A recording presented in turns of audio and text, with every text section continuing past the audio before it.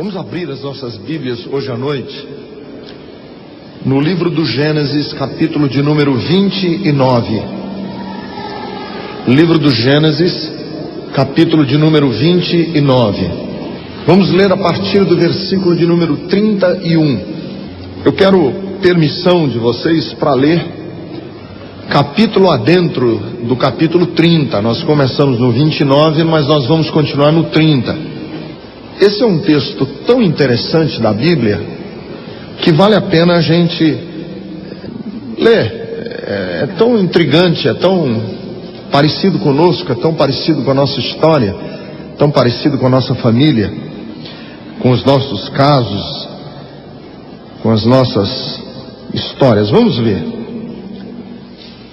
Quando o Senhor viu que Lia era desprezada, concedeu-lhe filhos. Raquel, porém, era estéril. Lia engravidou, deu à luz um filho e deu-lhe o nome de Ruben, pois dizia: o Senhor viu a minha infelicidade, agora certamente o meu marido me amará.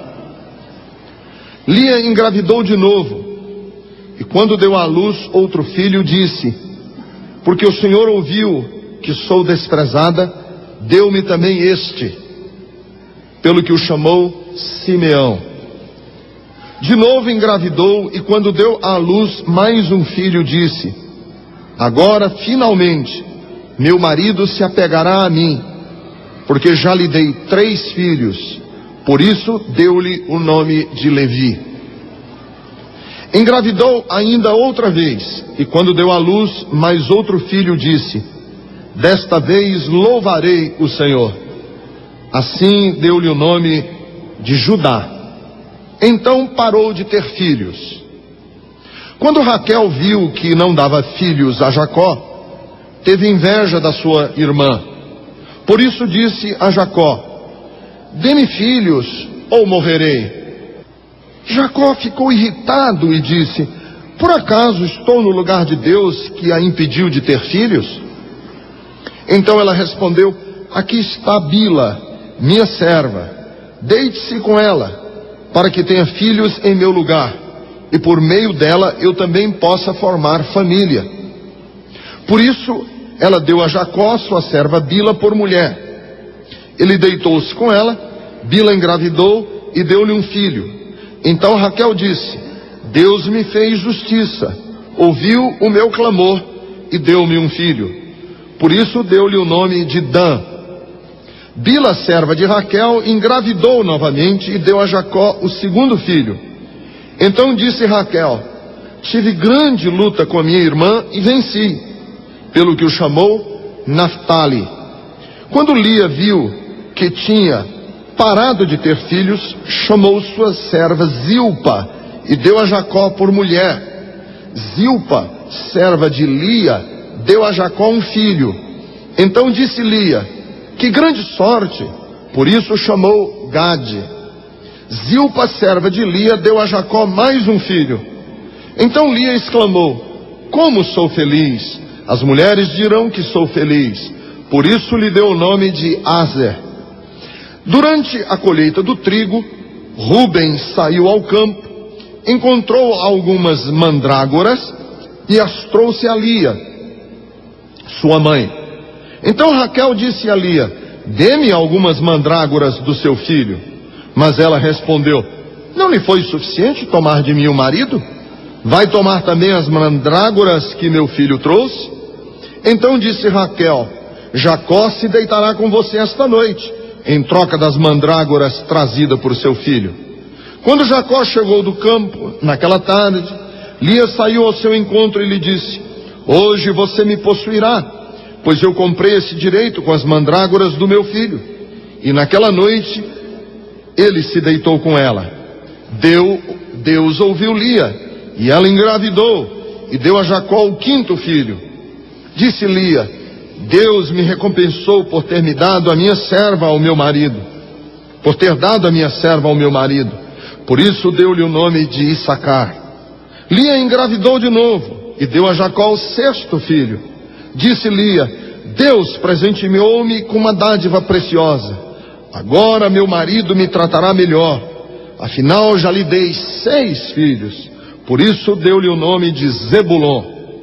Algum tempo depois, ela deu à luz uma menina, a quem chamou Diná. Então Deus lembrou-se de Raquel. Deus ouviu o seu clamor e a tornou fértil. Ela engravidou e deu à luz um filho e disse: Deus tirou de mim a minha humilhação. Deu-lhe o nome de José e disse: que o Senhor me acrescente ainda outro filho. Amém. Até o versículo de número 24 nós temos lido nesta hora. Senhor, eu quero te pedir nesse instante a tua graça. Meu Deus, com todas as pressões que temos sofrido durante essa semana, com todas as inquietações que temos passado durante esses últimos dias, com todo o abalo que o nosso coração possa ter sofrido esta semana, contudo dentro de nós algo clama dizendo: eu creio. Dentro de mim alguma coisa ainda insiste em dizer: o meu Deus se levantará sobre a terra. Algo dentro de mim ainda insiste em dizer: o meu Senhor está no meio de nós. Algo dentro de mim insiste em dizer: nenhuma acusação há contra os escolhidos de Deus, porque é Deus quem os justifica. Nós te agradecemos pela tua palavra aberta, e eu creio que o Senhor tem palavra para nós hoje à noite. E é isso que eu quero te pedir: dá-nos a tua palavra, abre o nosso entendimento, desperta o nosso coração.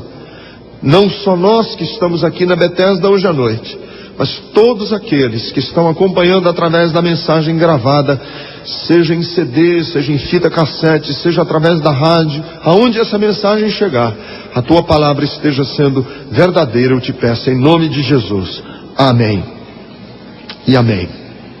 Queridos, eu como pastor lido muito com famílias, obviamente, e é muito interessante que nos encontros que nós temos, seja um encontro de casais, seja um acampamento de famílias, seja os adolescentes dando testemunho, quando a gente pede adolescente para falar sobre a sua família, sejam jovens que estão falando sobre a sua família, invariavelmente,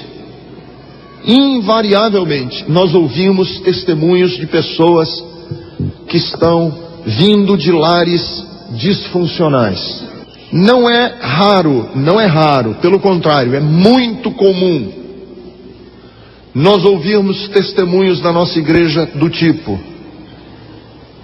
meu pai era alcoólatra, minha mãe abandonou a casa, meu pai saiu de casa, havia violência dentro da minha casa. É muito comum nós ouvirmos testemunhos, palavras de pessoas que vêm de lares com as mais diferentes e difíceis circunstâncias. Então eu sei que no auditório deste tamanho hoje à noite, com o número e a diversidade de pessoas que nós temos aqui, eu com certeza estou falando para pessoas oriundas de um lar que nasceu ou que foi forçado a conviver com algum tipo de doença. E eu não falo de doença física, não estou falando de uma doença congênita, não estou falando de doenças patológicas, eu estou falando de doenças emocionais, de desestruturação. Você que está aqui hoje à noite, com certeza tem alguém aqui hoje, eu não estou falando como profeta, não estou adivinhando, estatisticamente, com certeza nós temos muita gente aqui hoje,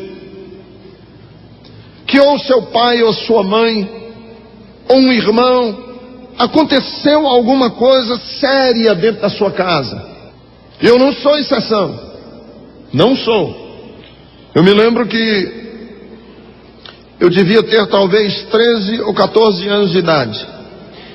Eu estava de ônibus, nós não tínhamos carro na nossa família, não havia automóvel na nossa família, nós andávamos de ônibus. Eu estava voltando do colégio à noite, minha mãe estava comigo no ônibus, sentamos, o ônibus estava meio vazio, já era tarde da noite. Minha mãe sentou do meu lado, no banco do ônibus, ainda não tínhamos sequer, eu me lembro com nitidez, não tínhamos sequer passado ainda a catraca, pago a passagem, naquela época a gente entrava pelos fundos do ônibus, não tínhamos sequer pago ainda a passagem. Minha mãe disse: Ricardo, eu preciso conversar com você, e é até bom que a gente esteja com o ônibus meio vazio, porque eu quero lhe dizer que eu vou me separar do seu pai. A situação na nossa casa está impossível de ser vivida. Que meu pai tinha sido preso político, passou um tempo preso, quando voltou em casa minha mãe já não era mais a mesma pessoa, ele já não era mais a mesma pessoa. Foi difícil para eles dois se ajustarem. Eu me lembro que eu, adolescente, eu não soube o que dizer para minha mãe. Eu não disse para ela: vá em frente, eu não disse para ela: não faça isso, eu não disse para ela coisa nenhuma, eu não sabia o que dizer. Minha casa foi uma casa muito difícil, porque por muitos anos nós fomos obrigados a viver na casa da minha avó, porque meu pai ficou desempregado, era preso político, tinha muita dificuldade de conseguir trabalho e emprego, nós tivemos que viver com a minha avó, uma situação complicada dentro de casa.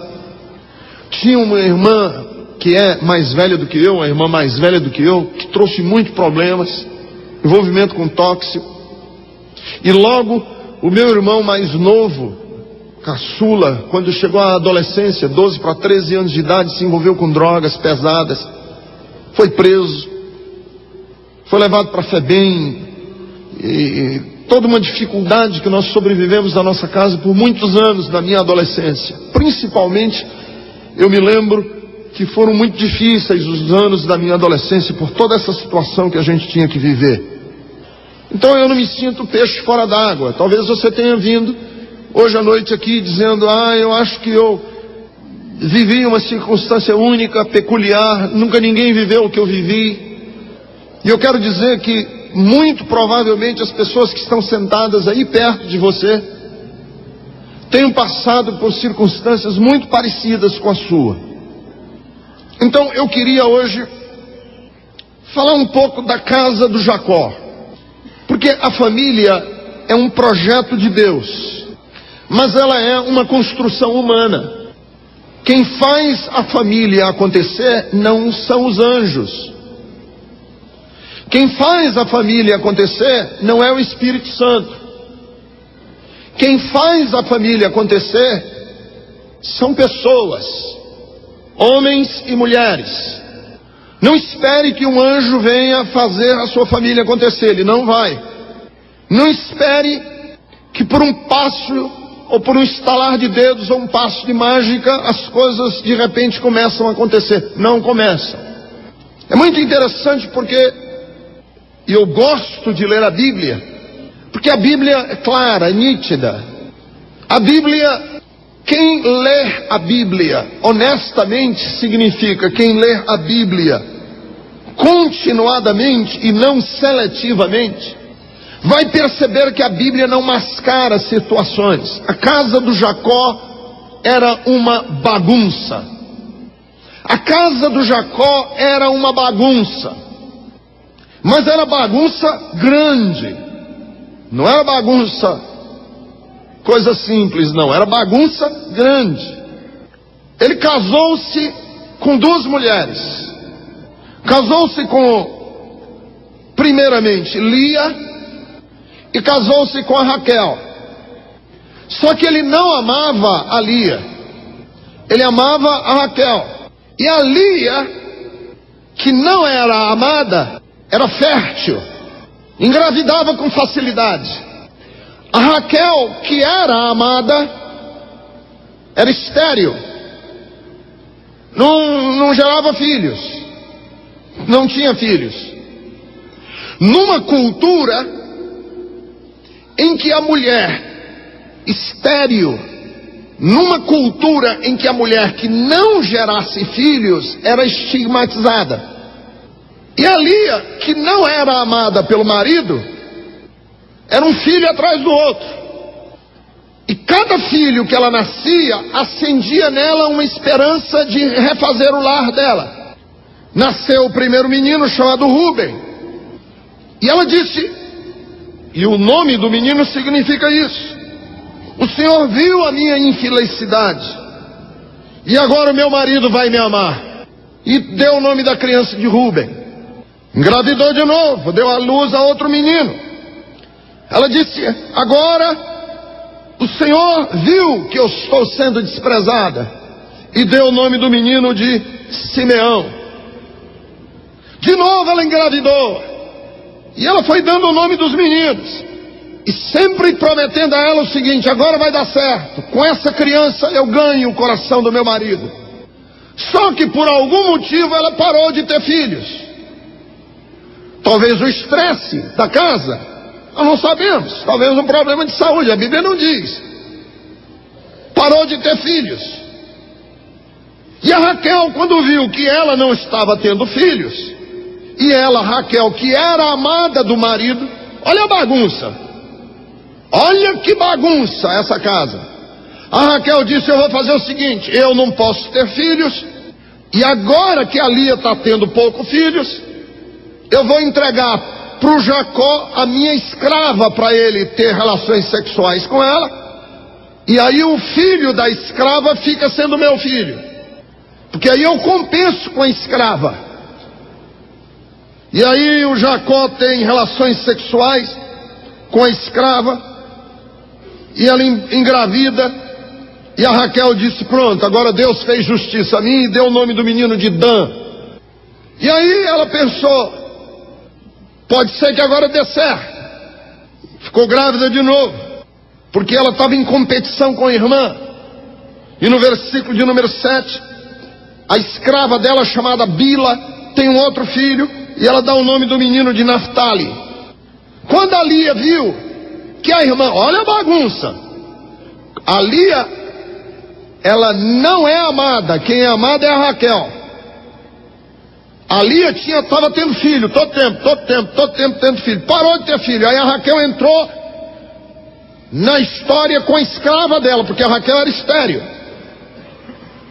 Quando a Lia viu que a Raquel estava gerando filhos com a escrava, a Lia disse, pois pega minha escrava também, Jacó. Aí o Jacó começou a ter relação agora com a escrava da Lia, que chamava-se Zilpa. E a Zilpa deu um filho para ela, para Lia, que quando o menino nasceu, ela deu o nome de um menino de Gade, que significa, oh que sorte, porque ficou grávida. E teve filho ainda mais, outro filho, a Lia. Como sou feliz! E o nome do menino ficou Aser. E a casa dele está a maior bagunça do mundo, imagine o clima. As duas irmãs em competição, a briga tremenda dentro de casa, uma com ciúme da outra, o Jacó tendo que ter relação com as escravas, e com a escrava de um e com a escrava do outro. Aí o Jacó, me perdoem aqui a indiscrição com ele, Jacó, negou fogo. Não é brincadeira não, é verdade, ele negou fogo. Coitado do Jacó, chegava em casa do trabalho, quando via as escravas, mulheres se preparando, uma querendo ter filho em cima da outra, cada um. O Jacó disse, eu ainda morro disso, eu não aguento. E aí é que entram as mandrágoras na história. Você deve ter lido aí essa mandrágora aí, que eu também não sabia. Quando eu li aqui a história, eu não sabia que mandrágora era essa. Mandrágora era um afrodisíaco daquela época, que dava aos homens potência sexual. Era o Viagra moda antiga. Olha a bagunça que está a casa do homem, confusão. O Rubem chegou de uma caça lá trazendo mandrágoras, que eram plantas, era um chá de catuaba, sei lá o que era, um negócio desse lá, era um preparado que eles faziam, que dizia que dava certo. E aí o Jacó chegou do campo, houve lá uma confusão danada, porque uma comprou as mandrágoras da outra para ter o direito de passar a noite com o Jacó, E Lia passou a noite com Jacó e ficou grávida do Jacó, à base de mandrágora. E ela disse: pronto, Deus, que ela estava sem ter filhos, quem estava tendo filho da Lia era a escrava. Ela disse: pronto, agora meu marido vai me tratar melhor. Versículo de número 19. Porque afinal já lhe dei 6 filhos. 6 filhos. Não é possível que ele agora não comece a me olhar com outros olhos. E deu o nome do menino de Zebulon. Depois ela ainda teve outro filho, agora uma mulher chamada Diná. E aí Deus abriu o ventre de Raquel, ouviu o clamor, ela se tornou fértil, engravidou e deu à luz um filho. E ela disse: pronto, Deus tirou de mim a minha humilhação. E deu o nome da criança de José. Vocês acreditam que o povo judeu começou assim? Aqui os pais das tribos de Israel. Olha que história. Olha que história. Estão aqui os pais das tribos de Israel. Acabamos de dar o nome deles: Dan, Naftali, Simeão, Judá, Rúben. São os patriarcas, filhos de Israel. Assim começou a história do povo judeu. Por que eu estou dizendo isso? Porque às vezes nós temos uma visão romântica, idealizada. Nós temos uma visão de que aquele que anda com Deus, de que aquele que é cristão, que na vida dele é tudo certinho. E muitas vezes não é. Conheço muitas pessoas que se converteram, foram nas igrejas evangélicas, e quando chega na igreja evangélica vai pensando assim: todo mundo ali deve ser mais santo do que santo. Mas não é. Então deixa eu falar algumas coisas. Eu tentei aqui pegar alguns princípios dentro da história do Jacó para abençoar a casa de vocês, a sua família, o seu lar. Você que é filho de um lar que teve muitos problemas. Algumas coisas que eu quero deixar para você como lembrança hoje à noite. Primeiro, cuidado para não acreditar que existem famílias perfeitas. Não existem. Não acredite que existem famílias perfeitas. Não existem. Por que eu estou dizendo isso?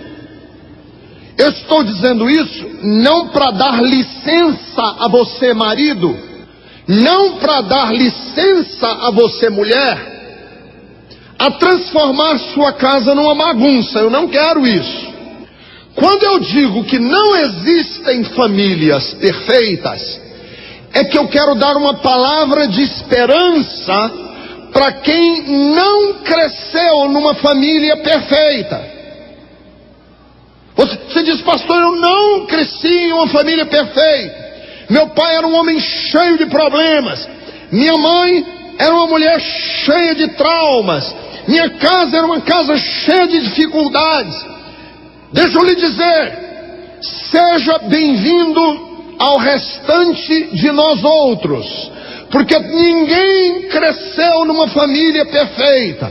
Todos nós tivemos nas nossas famílias enormes dificuldades, inclusive as famílias que vão dar origem ao povo de Israel, de onde virá o Messias, de onde Jesus será descendente.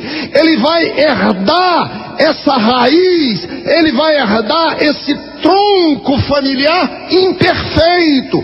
E o que eu quero dizer para você que está aqui hoje é: não há famílias perfeitas. Não há quase que família. Eu não conheço na Bíblia, quando descreve a família de alguém, qual foi a família perfeita. Com certeza a família perfeita da Bíblia não foi a de Davi. Com certeza a família perfeita da Bíblia não foi a de Abraão. A família perfeita da Bíblia não foi a de Moisés. A família perfeita, não houve famílias perfeitas na Bíblia. Sempre quando nós olhamos na Bíblia, vemos algum tipo de dificuldade naquela família. inclusive na família onde Jesus nasceu e cresceu.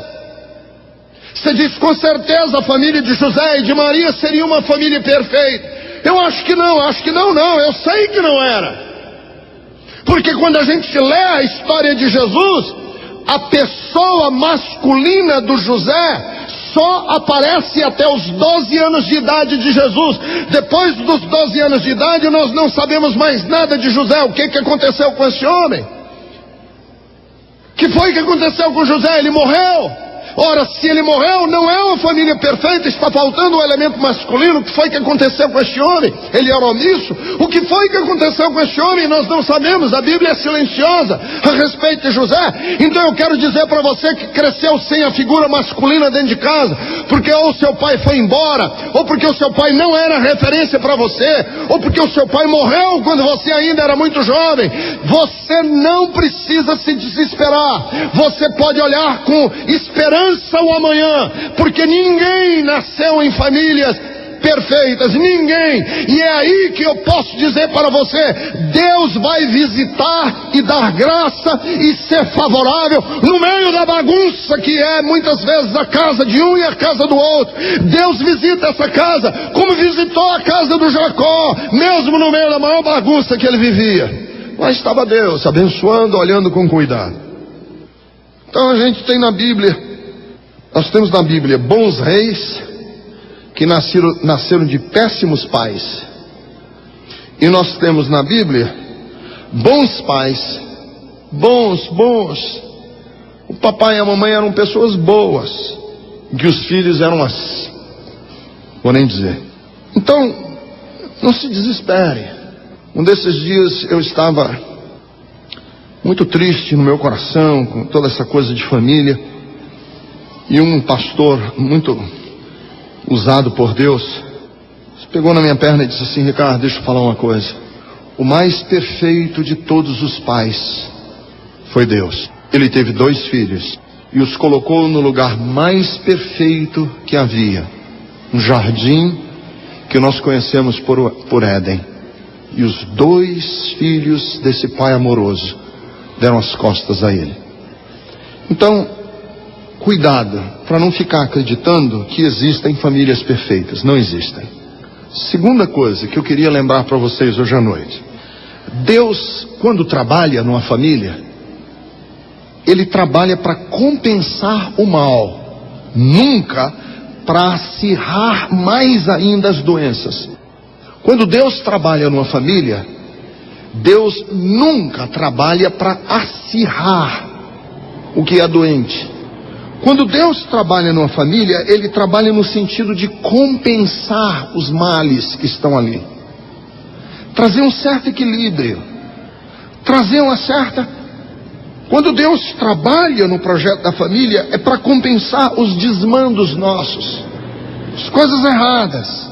Por isso é que Ele vê que a Lia é muito amada, é pouco amada, e ela se torna muito fértil. Porque naquela sociedade, se ela sendo pouco amada do Jacó, ainda por cima fosse estéril, era desgraça total. Então a atuação de Deus é no sentido não de acirrar ainda o problema que o Jacó está criando dentro da casa dele. A atuação de Deus é de equilibrar, trazer um mínimo de equilíbrio. Então, se você perceber que a atuação de Deus na vida de um homem ou de uma mulher que cresceu num lar disfuncional é tornar essa pessoa, às vezes, mais sensível, mais amorosa, mais terna. É dar ao filho ou à filha que cresceu naquela circunstância uma bênção de tal maneira que ele, naquela situação, seja minimamente compensado por ter nascido naquela circunstância. É aí que Deus opera, é aí que Deus trabalha.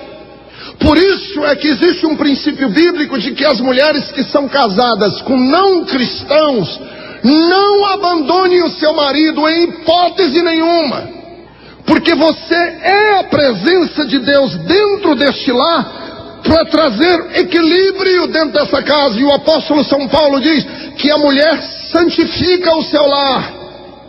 Você é a presença de Deus dentro dessa casa, em que aquele não cristão, aquele que não valoriza as coisas de Deus, se ele tivesse não a sua presença, esse lar seria mais descompensado ainda. Aí Deus dá àqueles filhos uma mãe ou um pai cristão para trazer um equilíbrio para aquele lar, e os filhos crescerem com o mínimo de temor de Deus. Quer dizer, quando Deus intervém, a intervenção de Deus é sempre no conceito de compensar. Por esta razão é que Lia era fértil e Raquel era estéril. É que Deus queria minimamente compensar o desmantelo que estava dentro da casa do Jacó. Então deixa eu dizer, homem, deixa eu dizer, mulher, seja dentro de casa a presença de Deus que vai compensar os desmantelos que talvez tenha sido trazido ou tenha sido herdado, padrões que muitas vezes naquele lar tende a repetir. E você, como presença de Deus dentro daquela casa, compensa para que aquela casa não vá de todo na direção do que está errado. Terceiro, tome muito cuidado, porque o nosso lar, mesmo que não queiramos, torna-se uma expressão do que somos. O nosso lar, mesmo que nós não queiramos, ele vai ser uma expressão do que você é. Presta atenção, homem, porque tem muito homem que usa a seguinte lógica. Me perdoem a expressão chã que eu estou usando. Tem homem que pensa assim: eu sou galinha, mas só fora de casa. Quando eu chego dentro de casa, eu sou paizão. Lê do engano. A sua casa vai ser a expressão de quem você é. O Jacó era um enganador, enrolão, patife. Que tipo de lar ele gera? Que tipo de realidade ele gera dentro de casa? Ele gera dentro da casa dele exatamente o que ele era fora: competição, enganação, rivalidade, mulher querendo puxar o tapete da outra, uma querendo compensar, brigas, ciúmes. O que era a casa do Jacó era uma expressão de quem ele era. Você vai gerar dentro da sua casa a expressão de quem você é. A sua casa vai ser uma expressão de quem você é. Por isso é que é necessário que nós estejamos conscientes que ninguém consegue ser uma coisa lá, outra coisa aqui, outra coisa mais ali. Nós somos sempre nós mesmos em todos os lugares. Você não fecha a porta, você não diz assim: o Ricardo mentiroso, o Ricardo enganador, o Ricardo falsário, o Ricardo desonesto fica aqui na calçada e agora entra dentro de casa para abraçar os meus filhos e os meus netos. O Ricardo de Deus, porque agora eu estou dentro da minha casa. Isso não existe. Você vai ser dentro de casa, e a sua casa vai ser uma expressão de quem você é em todos os lugares por onde você anda. Ora, um homem enroscado, cheio de rolo, como era o Jacó, que tipo de família você acha que ele ia produzir? Uma família de gente cheia de rolo e cheia de enrosco. E nós vamos ver na continuidade da vida do Jacó que os filhos dele, esse Dan, esse Ruben, esse Judá, esse Simeão, esses aqui, eles vão vender o irmão, eles vão vender o José. Eles vão trapacear, eles vão enganar. E eles, que tipo de família ele gera? Ele gera esse tipo de pessoa. Homem, toma cuidado com a casa que você está gerando. Não acredite, é uma mentira do diabo você achar que dizer o seguinte: não, eu faço esse tipo de coisa, mas quando eu chego em casa tudo entra no normal. Não entra. Você leva com você os padrões, os princípios.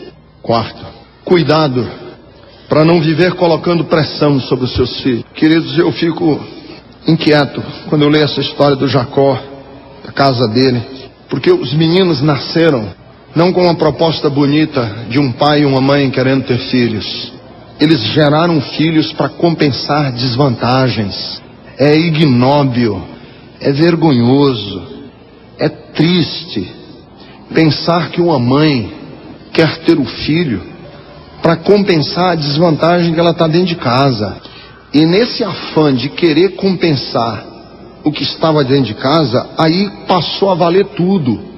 Até entrou escrava no meio.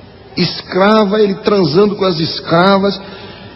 E quando dava o nome dos meninos, um era sorte, outro era Deus me compensou, agora eu ganhei da minha irmã. E os meninos: ó, meu filho, com você eu ganhei da minha irmã. O outro: olha, agora eu estou com sorte. Olha, você agora está compensado. Agora ele vem para mim. A pressão era tão grande que as duas mulheres forçavam Jacó a transar com as escravas, mesmo quando ele não queria. Tudo para ver quem ganhava na competição. Deixa eu dizer uma coisa para você. Tem muito pai que é frustrado na sua profissão e joga nos filhos o que ele gostaria de ser. Você vai ser o melhor. Você vai passar. Você vai ganhar dinheiro. Você vai ficar rico. Mas não é que o pai está interessado no filho ser bem sucedido, não. Você vai ser rico porque você limpa a minha barra. Você limpa a minha reputação. Você, de alguma maneira... Vocês lembram que havia famílias antigamente que os meninos nasciam para ser padres? Você vai ser padre. Para quê? Não é que a família tinha o ideal do reino de Deus. É porque tendo um padre, de alguma maneira você ganha algum cacife lá no céu. Mas a mesma coisa acontece hoje, em outras dimensões. Minha filha, você nasceu para ser bem sucedido. Um desses dias aí, eu estava lendo sobre essa questão de doping no esporte. Doping no esporte, que é uma das maiores pragas no esporte mundial hoje, em que o atleta se submete a tomar droga, que anabolizantes, energizantes, são drogas que afetam o desempenho do atleta e ele fica o melhor, o top, para ganhar um recorde. E eu estava lendo que a pressão maior do atleta tomar doping para ser o melhor no esporte não é do atleta, mas dos pais do atleta.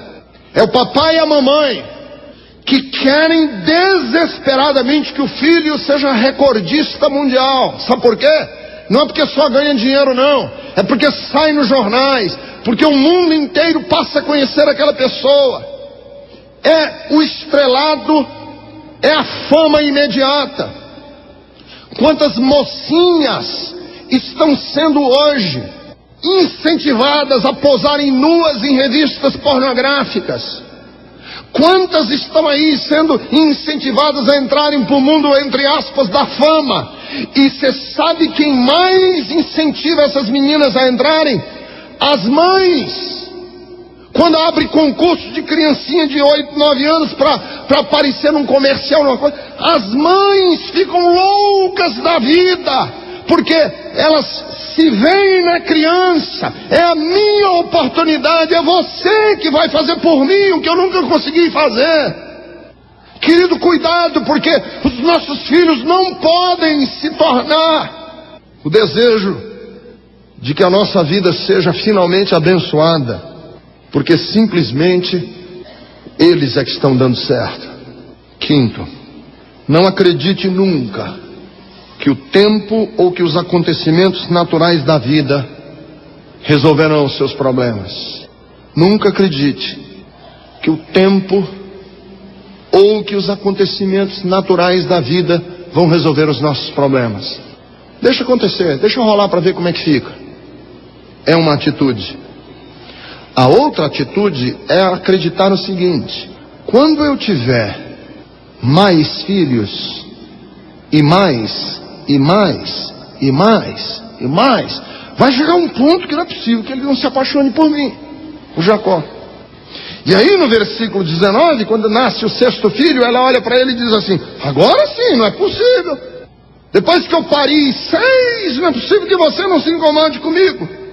6 filhos eu acabei de dar para você, queira bem a mim.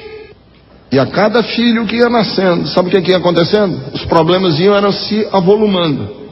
Ao invés do nascimento do filho, que tem casal que acredita nisso, nós estamos tendo uma crise, tem que vir um menino nessa casa, que aí nasce a criança e a gente se reconcilia.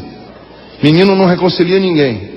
Tem gente que acha o seguinte: nós estamos numa crise, Deixa eu dar um relógio para ela que ela fica satisfeitinha com o relógio, pronto, resolveu o problema.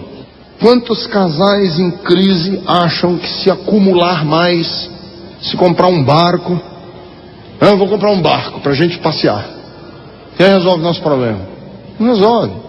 Barco não resolve o problema de ninguém. Não, nós temos que mudar de casa. O problema é que a gente mora numa casa e dá muito trabalho, é sobrado, tem que ir para um apartamento. Aí muda para um apartamento. Aí chega no apartamento, diz: o problema desse apartamento, pastor, é que eu me sinto é muito pequeno, a minha mulher todo tempo perto de mim, porque eu preciso de um lugar maior. Aí vai para um lugar maior. Não resolve. Deixa quando a gente estiver com 40 anos de idade, é porque nós estamos muito jovens ainda, não é com 40 anos, quando baixar o fogo, as coisas, a gente resolve. Não resolve. O tempo não resolve. O tempo conspira contra. Você tem que tomar alguma atitude. Você tem que chamar a situação. Você tem que chamar a pessoa e dizer: vamos conversar, vamos orar. Deixar acontecer para ver como é que fica. O resultado é desastroso. O resultado é terrível. Sexto lugar, o maior problema do enroscado é que ele perde duas coisas: sensibilidade e autoridade dentro da sua própria casa. Um homem ou uma mulher todo enroscado, todo cheio de mentira, é com adultério e meia verdade e tal. Alguém pode chegar para mim e dizer assim: qual é o problema disso? Não tem problema nenhum, é tão inocente, só uma escapadelazinha aqui, só deu uma paqueradinha ali, não feriu ninguém, não atrapalhou nada. Duas coisas acontecem com uma pessoa que vive enroscada na vida, cheia de rolo. Primeiro, ele perde a sensibilidade. Ele é um homem insensível. Quando a gente lê a história aqui do Jacó e a briga dentro de casa, ele é um cara ausente de casa. A vez que a gente vê o Jacó falando, é ele irritado no versículo 2. É a única vez que a gente vê ele falando aqui no texto. Chateado. Sabe por quê?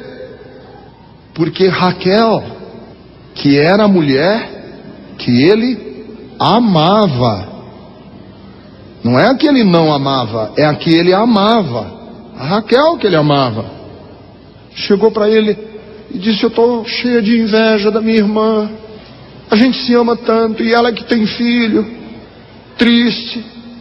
Olha o brutamonte, olha o grosso respondendo. Olha que grosso. Por acaso estou no lugar de Deus para te impedir de ter filhos? Fique em pé comigo agora na presença do Senhor, por favor. Eu queria fazer um apelo nesse instante. Como é que vai a sua casa? Como é que é o seu lar? Queria fazer um apelo no seguinte sentido: todas as famílias em que o marido e a mulher estiverem aqui, e que você tem filhos ou filhas ainda morando com você em casa, solteiros que ainda moram com você em casa, que estão debaixo da guarda do pai e da mãe, adolescentes ou adultos mesmo, mas seu filho ou sua filha que ainda não casou e que está ainda vivendo debaixo do seu teto, e você diz: pastor, eu quero consagrar a minha casa junto com a minha mulher. Se você está aqui, você e a sua mulher, os dois estão aqui, e você diz: eu quero colocar minha casa debaixo das asas do Altíssimo, debaixo do sangue que era aspergido no portal de cada casa. Eu quero esse sangue no portal da minha casa, para que o anjo da morte não alcance a minha casa. Eu quero que a minha casa esteja debaixo do sangue de Jesus hoje à noite. Se você é uma destas pessoas ou desses casais, eu queria pedir a você agora que você saísse do seu lugar e ficasse aqui do meu lado direito, do lado esquerdo de vocês, do meu lado direito. Você diz: pastor, eu quero, junto com a minha mulher, colocar a minha casa debaixo do poder de Jesus. Não importa que você seja evangélico ou não, não é essa a questão. Não importa que você seja evangélico, sua mulher não seja, ou vice-versa. Importa que você diz: eu e o meu marido. Dê a mão para o seu marido. Você, mulher, e o seu marido. Eu quero que você Dê a mão ao seu marido agora e diga: minha casa, meu lar, meus filhos, meu futuro, eu quero que esteja debaixo do poder do nome de Jesus hoje à noite. Pai maravilhoso, eu quero agradecer de todo o coração tudo o que aconteceu aqui neste programa. As músicas que ouvimos, também, Senhor, quero agradecer as mensagens que foram aqui pregadas e rogar que a tua mão se estenda cada vez mais, fortalecendo o coração, a vida e a família de cada um dos ouvintes. Muito obrigado, Pai, por esta tarde, em nome de Cristo Jesus. Amém, amém.